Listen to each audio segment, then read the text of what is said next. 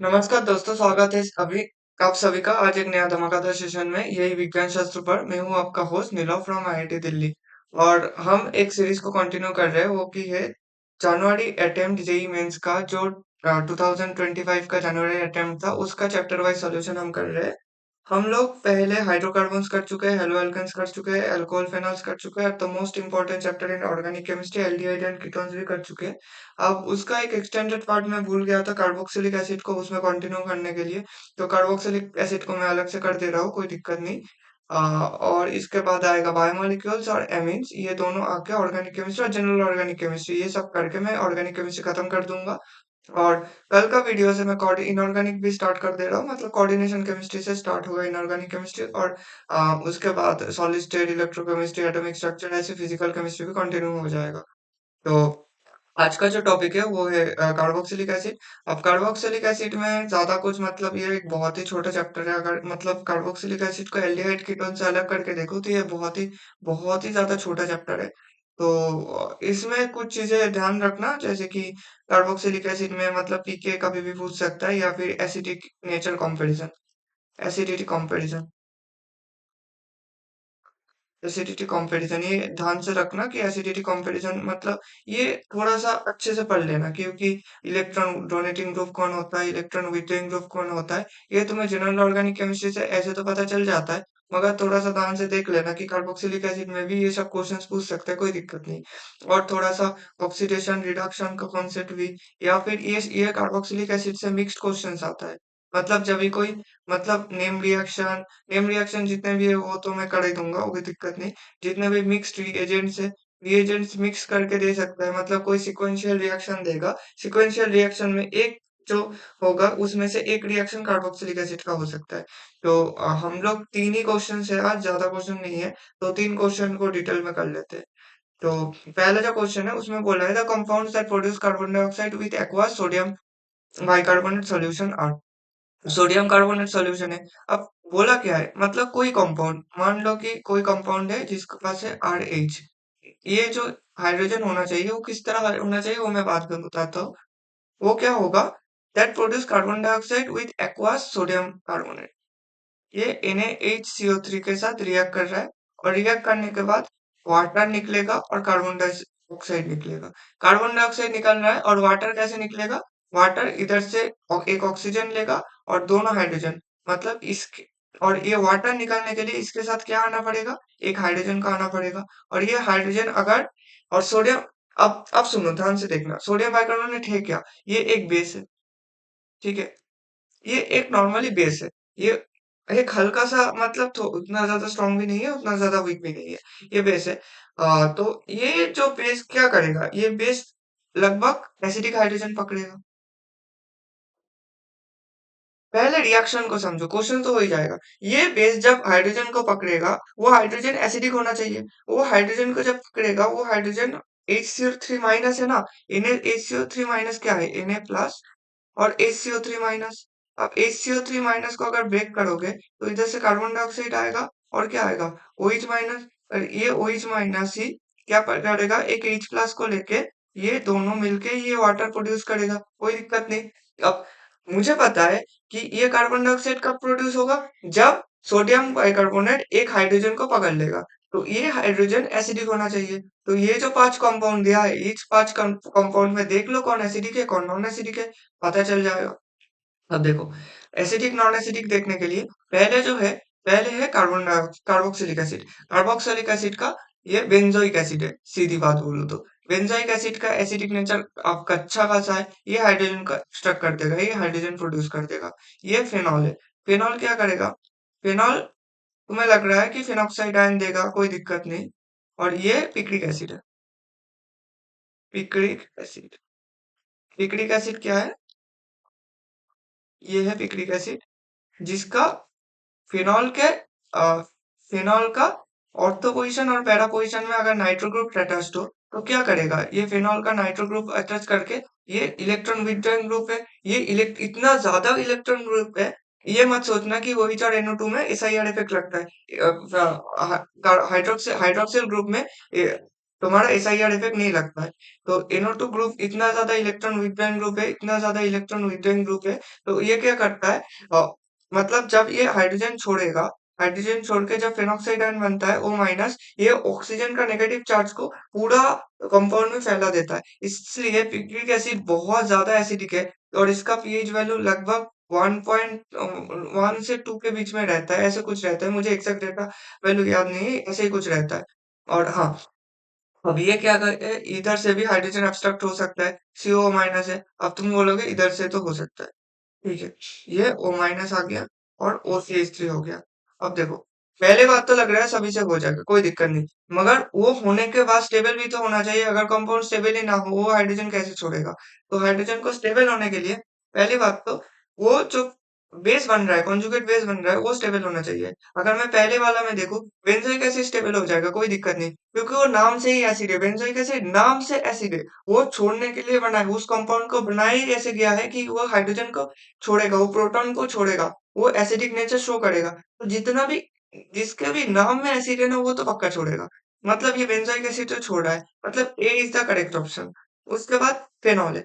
Phenol उतना ज्यादा acidic ही नहीं है, फेनॉल उतना ज्यादा एसिड, ये जो फेनॉक्साइड बना रहे हो, ये फेनॉक्साइड तो तुम मर्जी से इसका, अभी तुम अगर बहुत ज्यादा स्ट्रॉन्ग एसिड दे, स्ट्रॉन्ग बेस देते, LDF LDA दे दो ना, तो वो तो पक्का ले लेगा, कोई दिक्कत नहीं। मगर ये नॉर्मली सोडियम बाइकार्बोनेट ये इसे तोड़ नहीं सकता, उतना ज्यादा स्ट्रांग नहीं है कि पेरोक्साइड का तोड़ दे। तो फेनॉक्साइड तो कभी नहीं करेगा, मतलब फेनॉल तो कभी नहीं कर रहा है।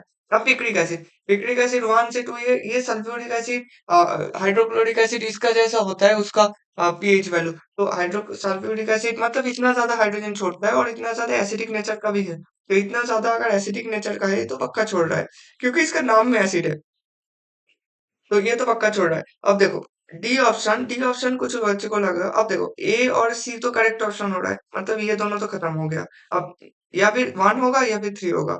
अब ई में देख लो, ई में फेनॉक्साइड बन रहा है, ऊपर से तुम इलेक्ट्रॉन डोनेटिंग ग्रुप दे रहे हो। अब ऐसे तो नेगेटिव चार्ज बन रहा है ऑक्सीजन के ऊपर, तुम वो स्टेबल होने के लिए ऑक्सीजन का नेगेटिव चार्ज पूरा कंपाउंड में फैलना चाहिए, और उसके फैलने के बाद, मतलब उसको ना फैला के तुम उसके ऊपर और ज्यादा इलेक्ट्रॉन डेंसिटी, मतलब इलेक्ट्रॉन डोनेटिंग ग्रुप अटैच कर रहे हो, तो क्या होगा, ऑक्सीजन के ऊपर जो नेगेटिव चार्ज बना था वो और ज्यादा बढ़ेगा, और ज्यादा बढ़ेगा नेगेटिव चार्ज, उससे कोई फायदा नहीं होता। तो OCH3 जो भी होगा, वो उससे कुछ फायदा नहीं होगा। इलेक्ट्रॉन, अगर इधर कोई इलेक्ट्रॉन विथड्रॉइंग ग्रुप होता तो हम देखते कि होता कि नहीं होता। तो इलेक्ट्रॉन डोनेटिंग ग्रुप तो पक्का नहीं करेगा, तो ये ऑप्शन भी गलत है। और डी ऑप्शन में कुछ लोग बोलेगा भैया इधर तो फिनॉल नहीं है, फिनॉल मतलब इधर बेंजीन रिंग नहीं है। C+O- जो है, C+O- ऊपर से तो कर लिया, मतलब वो बेंजोइक एसिड में तुम बोलोगे CO- का नेगेटिव चार्ज, ऊपर बेंजीन के तरह नेगेटिव चार्ज जा रहा है और बेंजीन में पूरा घुल रहा है, वो रेजोनेंस शो कर रहा है। मगर कार्बोक्सिलिक एसिड ना, जो कार्बोक्सिलिक एसिड होता है, ये नेगेटिव चार्ज बनने के बाद, हाइड्रोजन रिमूव करने के बाद ऐसा होता है ना, ये अच्छा खासा इक्विवेलेंट रेजोनेटिंग स्ट्रक्चर दिखाता है, और ये इक्विवेलेंट रेजोनेटिंग स्ट्रक्चर ना अच्छा खासा स्ट्रांग होता है।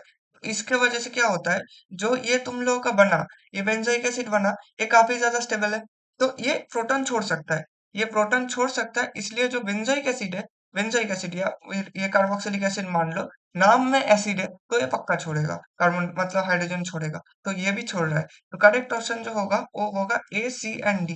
इतना दिमाग मत ज्यादा लगा लेना कि रेजोनेंस हो रहा है इसलिए एसिड छोड़ेगा, रेजोनेंस ना हो रहा है इसलिए एसिड नहीं छोड़ेगा। भाई अदर फैक्टर्स भी तो देख ले, कि इधर भी तो रेजोनेंस हो रहा है, इधर जो इक्विवेलेंट रेजोनेटिंग स्ट्रक्चर, ये बोलते हैं कि हम बोलते हैं इक्विवेलेंट रेजोनेटिंग स्ट्रक्चर। ये इक्विवेलेंट रेजोनेटिंग स्ट्रक्चर बहुत ज्यादा अच्छा खासा स्टेबल होता है। तो ये तो हो गया, ये ऑप्शन होगा 3, A, C एंड D। इसके बाद चलते हैं नेक्स्ट क्वेश्चन में। बोला है total number of compounds from below when treated with hot KMnO4 gives benzoic acid. ठीक है, अब हॉट KMnO4 क्या करता है, हॉट KMnO4 इसके साथ अगर H प्लस कंडीशन भी दे दो या फिर OH माइनस कंडीशन भी दे दो, ये क्या करेगा, ये स्ट्रॉन्ग ऑक्सीडाइजिंग एजेंट है, स्ट्रॉन्ग ऑक्सीडाइजिंग एजेंट है। अब इसका मतलब क्या है, अगर अगर बेंजीन रिंग के अल्फा कार्बन पे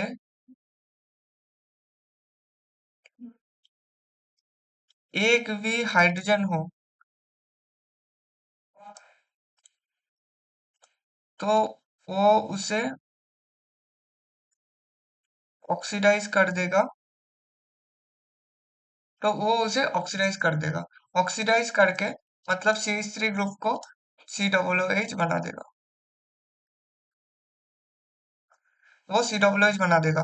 तो देखो, अब पहले कंपाउंड में देख ले, ये तो मैं बेसिक चीजें बना दिया। अब बेंजीन रिंग का पहले कंपाउंड में क्या था? CH3 ग्रुप था। CH3 ग्रुप मतलब 3 हाइड्रोजन है। मैंने बोला एक भी अल्फा हाइड्रोजन हो तो ऑक्सीडाइज कर देगा। तो ये इधर तो तीन तीन बड़ा बड़ा है, ये तो पक्का ऑक्सीडाइज होगा। तो इसके बाद ये इथाइल ग्रुप लगा है। इथाइल ग्रुप में दो अल्फा हाइड्रोजन है, ये ऑक्सीडाइज होगा। इसमें आइसोप्रोपाइल ग्रुप अटैच्ड है, इसमें एक हाइड्रोजन अटैच्ड है, तो ये भी ऑक्सीडाइज होगा। इसमें देख टार्ट ब्यूटाइल ग्रुप लगा दिया। अब इसमें हाइड्रोजन ही नहीं है, ऑक्सीडाइज कैसे करेगा? ऑक्सीडाइज नहीं कर सकता, ये तो गलत है। जब इसमें भी दो अल्फा हाइड्रोजन प्रेजेंट है, आगे जितने भी बल्कि ग्रुप लगा दे उससे मुझे कुछ मतलब नहीं है, तो ये तो करेगा। अब इसके इसके देख इसमें क्या किया, इसमें कोई अल्फा हाइड्रोजन नहीं है, ये नहीं करेगा। वही वक्त कोई भी ग्रुप लगा दे मुझे कुछ फर्क नहीं पड़ता, मतलब एक हाइड्रोजन मिनिमम होना चाहिए। इसमें भी दो हाइड्रोजन है, कोई दिक्कत नहीं, ये भी कर देगा। अब तू बोलेगा भैया ये भी तो CH3 है, तो ये तो करेगा, ये तो करेगा। ये करके फिर क्या बनाएगा? COOH, COOH। और ये सब में तुम्हें पता है ना, ये सब में ये सब कुछ यही प्रोड्यूस करेगा, COOH। ठीक है, क्योंकि बाकी सब कुछ तो तोड़ देगा, कोई दिक्कत नहीं। अब देख, क्वेश्चन में क्या पूछा था? Which gives benzoic acid. तुम बोलोगे इसमें ऑक्सीडेशन तो हो रहा है, ये भी तो करेक्ट ऑप्शन होना चाहिए। मगर ये बेंजोइक एसिड थोड़ी दे रहा है, ये तो बेंजोइक एसिड नहीं दे रहा है ना, ये बेंजोइक एसिड तो नहीं है ना। अब ये बॉन्ड मत तोड़ देना, ये बॉन्ड बहुत ज्यादा स्ट्रॉन्ग बॉन्ड है, इसमें पूरा रेजोनेंस अच्छा खासा चलता है। ये टूटता नहीं है, और ये टूटेगा भी कैसे? sp2 कार्बन सेंटर के ऊपर पॉजिटिव चार्ज या नेगेटिव चार्ज थोड़ी आएगा। ये बेंजोइक एसिड तो नहीं है। तो जितने भी कंपाउंड्स बेंजोइक एसिड दे रहा है उसको हम कंसिडर करना चाहिए। तो इस ये तो गया, ये तो खत्म हो गया। तो एक दो तीन और चार और पांच, तो 5 इज द राइट आंसर। ठीक है, तो फोर्थ ऑप्शन में जो 5 मतलब इधर से 5 कंपाउंड हो रहा है। 5 कंपाउंड ऐसा हो रहा है जो कि वो बेंजोइक एसिड KMnO4 से रिएक्ट करके बेंजोइक एसिड दे रहा है। और आज का लास्ट क्वेश्चन में जाते हैं, ज्यादा क्वेश्चन तो नहीं था, मतलब क्या ही करूँ। Compound X absorbs 2 moles of hydrogen and X upon oxidation with KMnO4 H plus gives ये। ठीक है, अब देख क्वेश्चन थोड़ा सा डिफिकल्ट है, ये क्वेश्चन मैं मानता हूँ थोड़ा सा डिफिकल्ट है। क्वेश्चन का दो पार्ट है। पहला बोल रहा है कि एक कंपाउंड एक्स है। ये क्वेश्चन में बहुत डिटेल्स में करा रहा हूँ, बहुत ध्यान से देखना। एक्स पे ये क्या हो रहा है? पहले बोल रहा है कि ये 2 मोल हाइड्रोजन को क्या कर रहा है? एब्जॉर्ब कर रहा है। अब तूने इतना सारा रिएक्शंस पढ़ लिया, इतना सारा रिएक्शंस में कि क्या देखा है? 2 मोल हाइड्रोजन एब्जॉर्ब कैसे होता है? भाई रेने निकल के याद कर, तो हाइड्रोजनेशन रिएक्शन को याद कर, कोई भी हाइड्रोजनेशन रिएक्शन को याद कर ले। या फिर तू पैलेडियम प्लेटिनम ये सब मेटल्स के नाम बहुत बार सुना है, उसके साथ एक हाइड्रोजन लगा देता है तो क्या होता है? मतलब 2 मोल हाइड्रोजन लगा रहा है, मतलब टोटल 4 हाइड्रोजन। और मैंने एक दिन बताया था कि हाइड्रोजन ऐसे एब्जॉर्ब होता है, ये ऐसे करके। अब 2 मोल है तो मतलब 4 हाइड्रोजन है, तो 4 हाइड्रोजन में क्या होता है? एल्कीन को ही करेगा। ठीक है, हाँ। अब बोलेगा तो एल्किन को भी तो कर सकता है भैया, एल्काइन को भी तो कर सकता है। अगर दो एक एल्काइन हो तो वो 2 मोल हाइड्रोजन, तो हाँ ये तो तुझे पता नहीं है अभी, ये बस एक पॉइंट से कि एल्किन करेगा या एल्काइन करेगा। मगर इतना तो तुझे पता होना चाहिए, मतलब तुझे पता चल रहा है कि 2 मोल हाइड्रोजन अगर ले रहा है तो वो पक्का तो एल्किन को होगा या फिर एक एल्काइन होगा। इसके बाद हाँ, इसके बाद एब्जॉर्ब कर रहा है, इसके बाद बोल रहा है कि ये ऑक्सीडेशन हो रहा है। ऑक्सीडेशन किसके वजह से हो रहा है? KMnO4 और H प्लस कंडीशन। ठीक है, इसके साथ ये KMnO4 याद रखना, इससे देख दो क्वेश्चन आया, दो क्वेश्चन ही KMnO4 से पूछ लिया। और KMnO4 क्या है? Strong oxidising agent, strong oxidising agent. ठीक है, अगर ये कोई सामने एल्किन देखे ना, अगर R1 R2 R3 और R4 में मान लूं, तो ये क्या करेगा? पहले तो KMnO4 दे, H प्लस कंडीशन में जो भी कंडीशन दे, R2 R1 इधर एक बॉन्ड को तोड़ेगा, पहले वो उसको तोड़ देता है जो कि है पार्शियल डबल बॉन्ड या फिर जो भी डबल बॉन्ड कैरेक्टर, जो भी पाई बॉन्ड को तोड़ेगा। उसके बाद ये भी तोड़ देता है। ये तोड़ के क्या बनाता है? R2OH OH, R3, R4, OH। और तुझे पता है कि एक कार्बन सेंटर पे दो OH रह नहीं सकता, तो वो क्या बनेगा, इधर से माइनस वाटर निकल जाएगा और R1, R2 और एक कीटोन का फॉर्मेशन हो जाएगा। तो यही बनेगा। ये होता है KMnO4 मतलब स्ट्रॉन्ग ऑक्सीडाइजिंग एजेंट का कहानी। ऐसे ही होता है स्ट्रॉन्ग ऑक्सीडाइजिंग एजेंट का कहानी। तो पहले तो बोला है, अब देख प्रोडक्ट्स क्या क्या बन रहा है, ये हमें देखना पड़ेगा एक बार कि प्रोडक्ट्स क्या क्या फॉर्म हो रहा है। जो प्रोडक्ट्स बन रहा है वो है एसीटोन है, एक है मतलब नॉर्मल तेरा ये है acetone CH3, COCH3, ethanoic acid CH3COCOH, और क्या है, एक CH3CO CH2CH2, CH3CO CH2CH2, COOH। अब ये तीनों कंपाउंड फॉर्म हो रहा है। अब ये तीनों कंपाउंड फॉर्म हो रहा है मतलब ये जो डबल बॉन्ड बन रहा है ना, ये तो जो देख रहा है कि ये जो डबल बॉन्ड बना, जो कीटोन फॉर्मेशन हुआ, वो जैसे तेरा ओजोनोलाइसिस था ना, ओजोनोलाइसिस टूट के हो रहा था, ऐसे ही हो रहा है कुछ। अगर मैं ऐसे पकड़ के चलूं, ये ओजोनोलाइसिस की तरह होगा। पहले तो देख ये जो मेजर बना, ये जो मतलब मेजर मतलब तीनों में ये बना, इसमें क्या है, इसमें दो टाइप का कीटोन है। इसमें अगर दो टाइप का कीटोन बन रहा है, तो मतलब इस कंपाउंड को तो प्राइमरी जो बेसिक स्ट्रक्चर होगा उसको मान सकता है, OH ऐसे मान सकता है। अब ऐसे अगर बनेगा तो ये डबल वन ऑक्सीजन को हटा दे, ऑक्सीजन हटा के इधर बैठा दे एक कीटोन को, मतलब तो इधर एक को रख दे और इधर एक को रख दे, CH3OH। ये तो बन सकता है, कोई दिक्कत नहीं। अब इधर इधर से भी ऑक्सीजन को हटा दे और इधर से ऑक्सीजन को हटा के तू डबल बॉन्ड डाल दे। ये एक पॉसिबिलिटी। अब ये एक पॉसिबिलिटी हो सकता है। और इससे अब क्रॉस करना, अब तो हो गया, कंपाउंड हो गया, आंसर आ गया। अब इसको क्रॉस करके देख ये हो सच में हो रहा है कि नहीं। देख पहले तो ये ओइच ओइच नहीं रहेगा, ये आएगा हाइड्रोजन। कैसे आएगा मैं बताता हूँ, अभी बताता हूँ, कोई दिक्कत नहीं। अब ये कंपाउंड जो है किस तरह, methyl methyl double bond methyl, ये आ रहा है हाइड्रोजन, डबल बॉन्ड एक मिथाइल और एक हाइड्रोजन। इसके ऊपर तो अगर KMnO4 से ट्रीट करेगा और H प्लस से, तो होगा क्या, पहले तो वो क्या करेगा, डाई हाइड्रोक्साइलेशन। तो ये OH और OH को बैठा दिया इधर, मिथाइल, ये हाइड्रोजन, ये OH, ये OH, ये आएगा मिथाइल, इधर आएगा हाइड्रोजन। इसके बाद क्या होगा, फिर से तू KMnO4 ऑक्सीडेशन कर रहा है, ऑक्सीडेशन का साइन ये है, मिथाइल, मिथाइल, ये आ गया OH, ये आ गया OH। ठीक है, क्योंकि ये बॉन्ड तोड़ गया, टूट गया, ये बॉन्ड भी टूट गया। तो इस तो ये तो टूट गया। इसके बाद क्या होगा, इसके बाद ये भी टूटेगा। जो जो बॉन्ड मतलब मैं ब्रेक कर रहा हूँ, वो अपने खुद से भी ब्रेक करने की कोशिश कर। ये OH बन रहा है, ये OH बन रहा है, ये मिथाइल बन रहा है, ये हाइड्रोजन बन रहा है, ये OH, ये OH, ये OH, ये OH, मिथाइल, हाइड्रोजन। ठीक है, इसको मैं कुछ देर के लिए मिटा देता हूँ, मतलब इसका कोई काम नहीं है, वही सेम स्ट्रक्चर मैंने नीचे ड्रॉ किया है। हाँ, अब देख इधर से क्या आ रहा है, एक बार ऑक्सीडेशन किया। अब इसके बाद मैं दूसरे पेन से दिखा देता हूँ। इसको मैंने बोला है कि एक सेंटर पे दो OH नहीं रह सकता, तो माइनस वाटर निकलेगा, वाटर निकल के क्या होगा, मिथाइल मिथाइल, और ये बन गया तेरा एसीटोन। ये फर्स्ट वाला कंपाउंड तो हो गया। अब देख ये वाला जो कंपाउंड बन रहा है, इससे भी क्या बनेगा, इससे बनेगा मिथाइल हाइड्रोजन और OH बन रहा है। अब देख तू बोलेगा ये तो एल्डिहाइड बन रहा है, मतलब मुझे तो चाहिए कार्बोक्सिलिक एसिड ना। KMnO4 तो अभी भी प्रेजेंट है ना, तो KMnO4 प्रेजेंट होकर इसको क्या बना देगा, MEOH। और इसको अगर तू बोलेगा तो ये क्या बन रहा है, Me, ये तो कीटोन में फॉर्म हो गया, कोई दिक्कत नहीं। मगर ये एल्डिहाइड रहा, इसके बाद इधर फिर से KMnO4 ऑक्सीडेशन ऑक्सीडेशन हुआ, तो ये होके फिर से इसमें कन्वर्ट होगा, OH।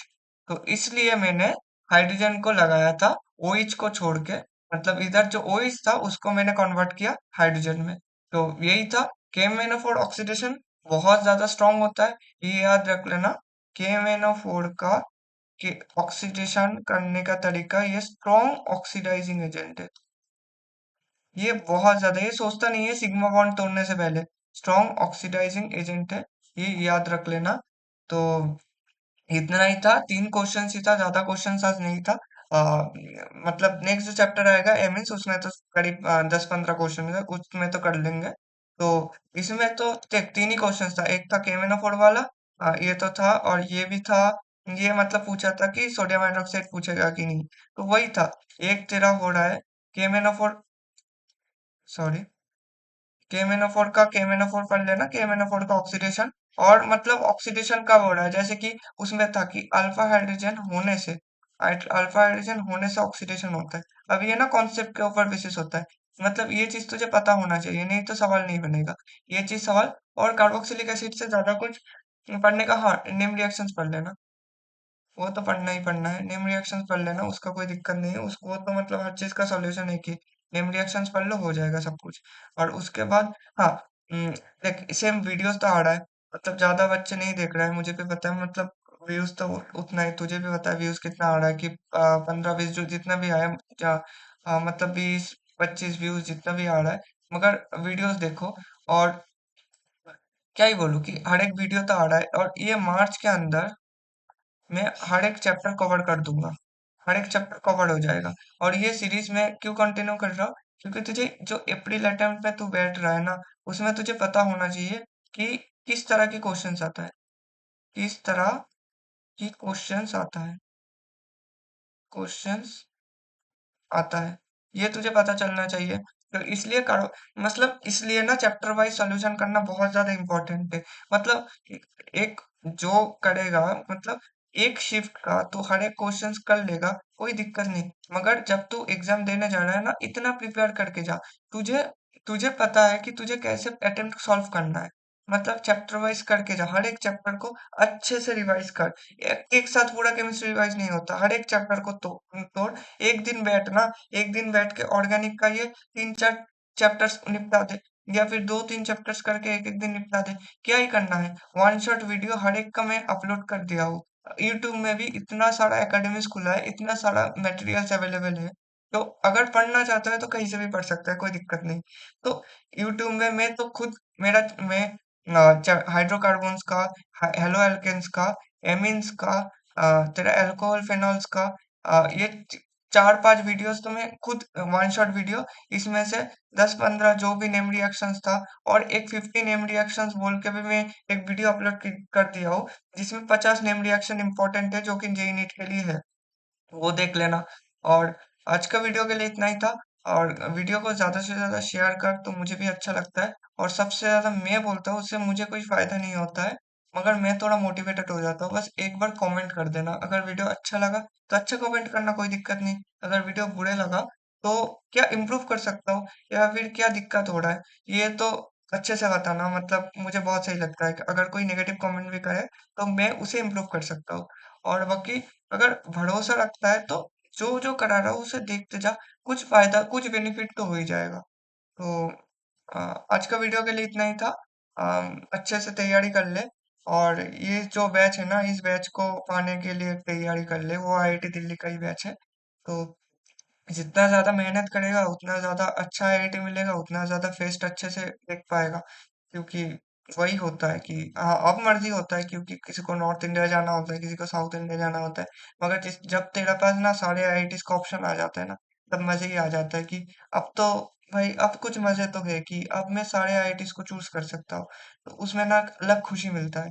तो उस खुशी को पाने के लिए थोड़ा सा पीछे मेहनत करने की जरूरत होता है। वो स्टार्ट करना ही सबसे बड़ा दिक्कत होता है कि एक बुक का जो कवर पेज होता है ना, वो सबसे ज्यादा मोटा होता है, तो उसको तुझे ऐसे करने में सबसे ज्यादा मेहनत लगता है। उसके बाद तो पेजेस होता है, उसके बाद चलता ही रहता है, चलता ही रहता है। एक बार वो फ्लो आ जाता है ना, तो वो सबसे ज्यादा इम्पोर्टेंट होता है कि वो फ्लो को लाना, और उससे भी ज्यादा इम्पोर्टेंट है उसको खोलना। तो वही था। आ, अब सब कुछ तेरे ऊपर है, जितना ज्यादा तू करेगा उतना ज्यादा एफर्ट मैं भी डालूंगा। मैं एफर्ट तो डाल दूंगा, कोई दिक्कत नहीं। अब है थोड़ा सा, मतलब क्लासेस चलता है तो दिक्कत आता है उतना वीडियोस रिकॉर्ड करने में। तो आज के लिए इतना ही था, मिलते हैं नेक्स्ट वीडियो में।